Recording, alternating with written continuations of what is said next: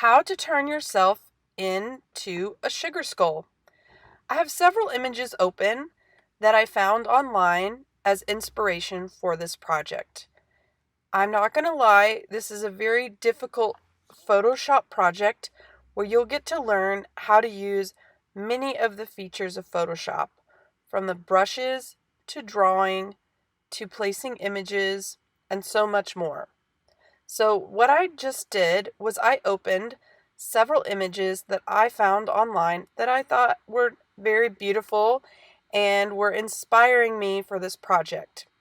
So I already did a mini photo shoot of myself with a ring light that you'll have access to use. So what you can see me doing here is I'm bringing in an image off the internet on top of my high quality photograph, and what I want you to see is the difference in sizes and quality. So we can't just take images offline and use them. We're actually going to have to redraw our images and redesign them to make them work. So I took this photograph and it is a huge file. It was almost 40 inches, and I don't want to slow my computer down that much. So I'm going to convert my photograph to an 8.5 by 11 300 dpi image. This will be a high quality image that we can print on our school printers after we get done designing it. So that's where I'm starting. I've got my inspiration images open, I've resized my photograph, and I'm saving my Photoshop file. So this way I can easily save it as I go. So here's an image that I found, and I need to delete the background and make it fit to my face. So I have the quick selection tool, and I am deleting away. I'm trying to select the checkered pattern, and I select it and click delete on my keyboard, and I'm trying to get rid of all that gray area so I can see through it. Doesn't quite fit my face shape just right, so I'm going to go to Edit, Free Transform. Oh, I have to actually be clicked on my layer for that to work, so Edit. So I click on Edit, Free Transform, and now I can stretch and squeeze and turn and move and rotate or transform that image how I want it to be to fit on top of my photograph. In the end, I decided not to use any pieces of this inspirational image. I just figured I would show you this process in case you find an image that you want to use parts of to make your sugar skull design.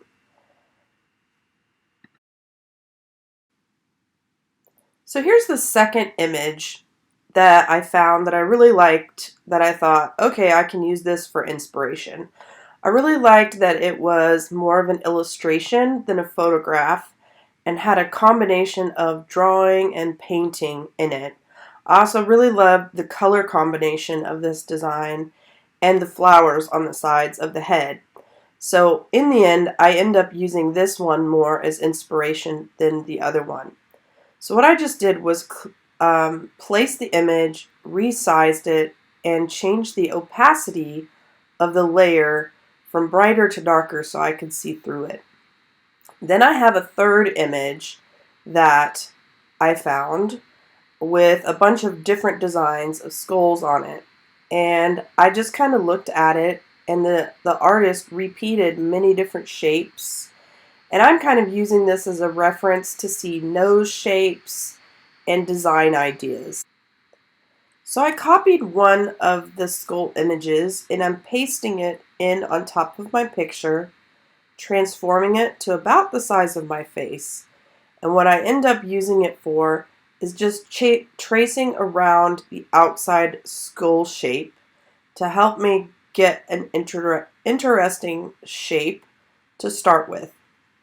So I have changed the opacity of the layer to be less than 100% so I could see through of how it matches up with the shape of my face before I make it the wrong size.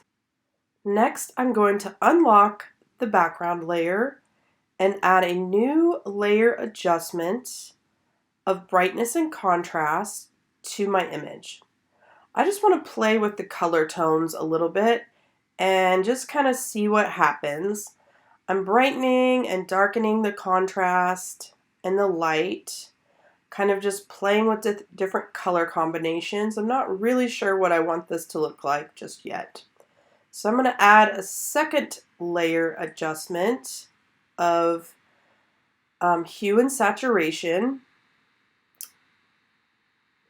And I'm just going to kind of play with the color tones in the picture to make some of my facial features pop.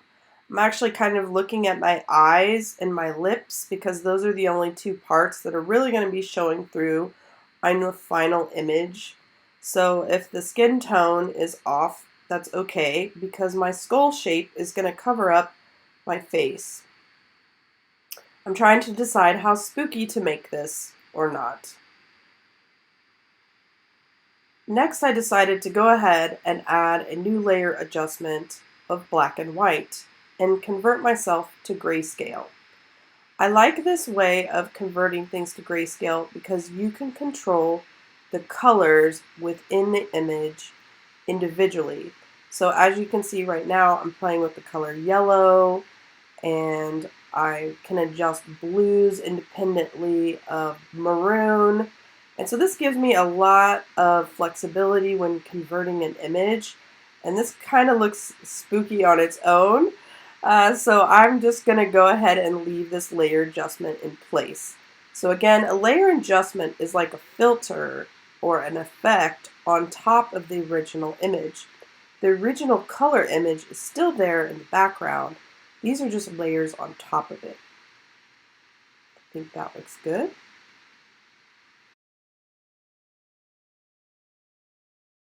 I've decided I need to go ahead and duplicate my color photograph and save a copy of it for later. So I've duplicated it, and I will also then probably hide it. Next, I need to turn the skull shape back on so I can see it by clicking on the eye in the layers panel. And I've decided to use the pen tool for this.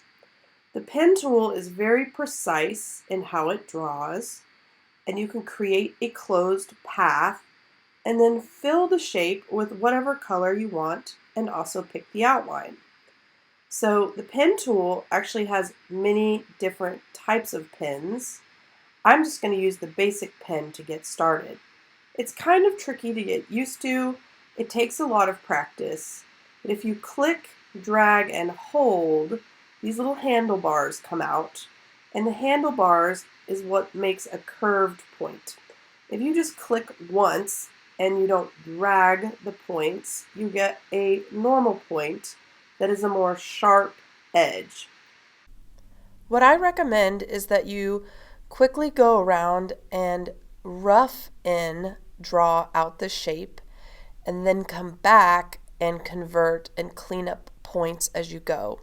It does take quite a bit of practice using the pen tool because there's several different ones you have to switch between for different types of points.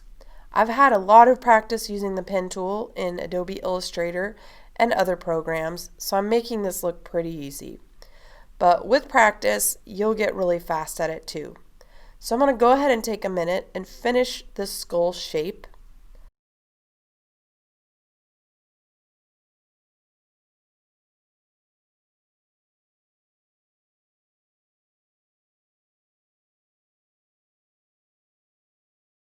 So as you can see in the options bar, now that I have a closed shape that I created, I have the fill set to none, and I have the ability to change the fill color at this point or later if I wish.